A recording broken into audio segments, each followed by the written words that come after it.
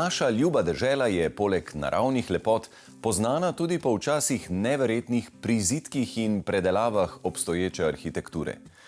Ti so ponekod tako moteči, da človek sploh ne opazi več bistva oziroma jedra.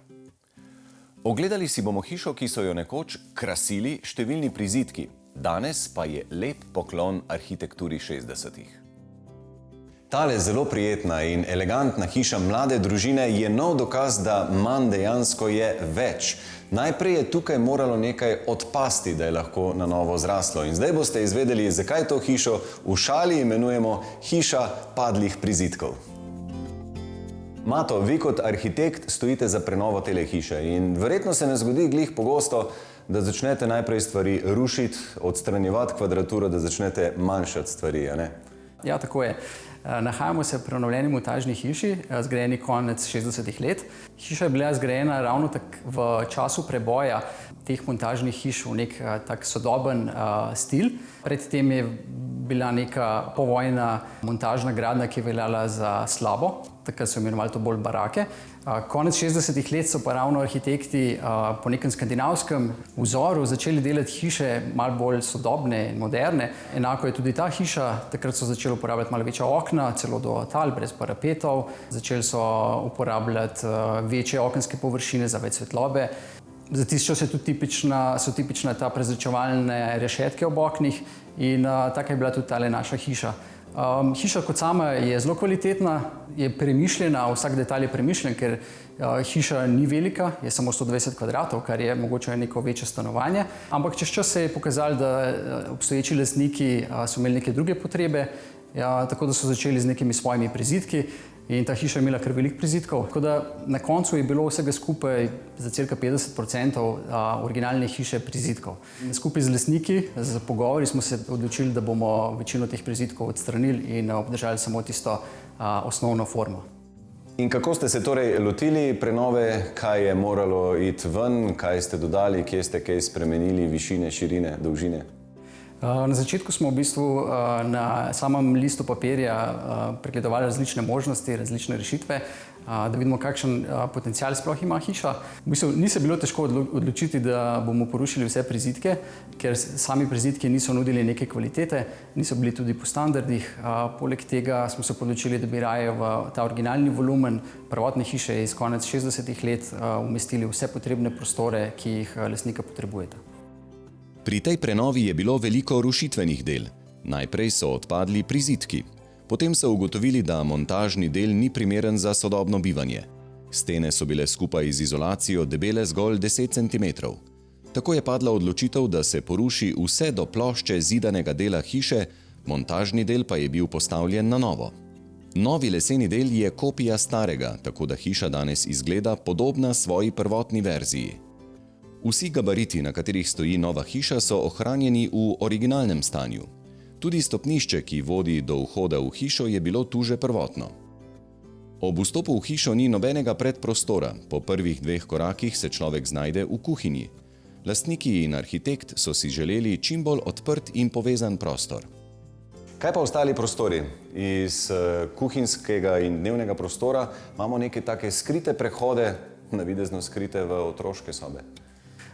Tako je. Cilj je bil, da se hodniki skrijejo, torej smo tudi prehod v otroške sobe, oziroma dajmo temu reči otroško krilo, ki je druga polovica hiše, skrita. Ta je skrita za predelnimi omarami, za skritimi kljukami, tako da nek naključen obiskovalec ne ve, kaj se skriva na drugi strani. In potem tale markantna črna stena, ki je delno tudi ozelenjena, meni je čudovita. Verjetno se pa noter skriva kar veliko shranjevalnih površin. Tako je, ta del je v bistvu neka mešanica shranjevalnih prostorov. Na začetku je bilo sicer več idej. Razmišljali smo, da bi tukaj bil kotiček kot neka pisarna oziroma da bi to bili shranjevalni prostori, ampak po nekih premislekih smo se odločili, da bo to nek tak zelen kotiček. Zanimivo, da se je kuhinja, kar smo že nekajkrat videli, pojavila v temnejših, ne čist črnih, ampak v temnih tonih. Kako to? Ja, v bistvu ta kuhinja ima neko svojo zgodbo. Če rečemo, da je celotna hiša oblikovanje celotne hiše šlo čez brez problemov, se je pa zataknil pri kuhinji. Včasih se kar malo pošalimo, ker v bistvu ta kuhinja je imela na koncu cirka 50 verzij, ker smo iskali tisto ta pravo kuhinjo z vsemi kombinacijami barvnimi. V bistvu lastnica je bila kar striktna in odločna, kaj si želi, in naloga je bila, da tako kuhinjo najdemo. Ta kombinacija barv in vsega je bila želja lastnice. Ste tole kar precej prostorno teraso na novo dodali, je že prej bila v takile izmeri. Vidi se, da so razmišljali tudi o tem, kako bo lepo biti zunaj. Ja, ta terasa ima zdaj malo večji potencial, ker pred prenovo se je tukaj nahajal prizidek, ki je v bistvu izkoriščal skoraj polovico tega vrta. Potem, ko smo ga odstranili, pa smo dobili en tak prijeten prostor, ki smo ga hoteli še v bistvu bolj povezati, zato je nastala tudi ta terasa. Poleg tega smo pa dodali še dodatne stopnice, tako da imamo direkten stik terase in pa samega vrta, da ni potrebno iti ven na ulico, da bi prišli na sam vrt. Mato, ko sem vas poslušal, sem dobil idejo, kako bi se lahko tej hiši reklo. Hiša padlih prizidkov. Skoraj da, ja. Čeprav ni glih tipično za slovenski trg, ampak ja. In zdaj greva prosim po stopnicah navzdol, kjer se pa zgodi en tak temperaturno stabilen prostor, bi jaz rekel. Takoj, ko smo malo v kopalni, se mi zdi, da zunanji vremenski vplivi ne vplivajo na temperaturo. Ja, v bistvu temu pripomore, da je hiša delno okopana, kar pripomore k stabilnim temperaturam. Ko pridemo po stopnicah, se nahaja, tako kot imamo v zgornjem prostoru, imamo otroško krilo, imamo v spodnjem delu krilo za starše. V eni polovici hiše se nahajajo prostori, ki ga uporabljata starša, se pravi spalnico, garderobo in pripadajočo kopalnico. V bistvu gre za nek tak mini starševski apartma.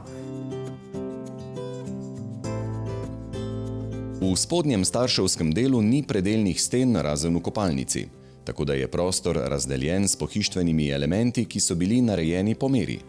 Poleg spalnice in kopalnice je tu še delovna soba, ki ima velika okna in pogled na vrtni del parcele. Lastnika sta imela precej izdelano podobo svojega apartmaja, tako da sta se z opremljanjem tega dela hiše v celoti poigrala sama. V kopalnici sta pomanjkanje dnevne svetlobe nadomestila z velikim razkošnim ogledalom in odlično osvetlitvijo. V hodniku sta si zamislila travnato zeleno steno, ki sta jo tudi sama pobarvala. Tapete pa je izbrala gospodarica hiše. Slišal sem neke namige na lastničino fobijo, pa ne vem točno, za kakšno fobijo gre. Ja, lastnica se boji ptičev. Se boji ptičev, ampak tukaj je pa zanimivo, da so ravno vse tapete z motivi ptičev. Sicer ne vem, kako ste se to zmenili, ampak Ja, kako je prišlo do tega, ampak ja. No ja, dokler so na steni. Mogoče je to neka terapija, kaj pa vem.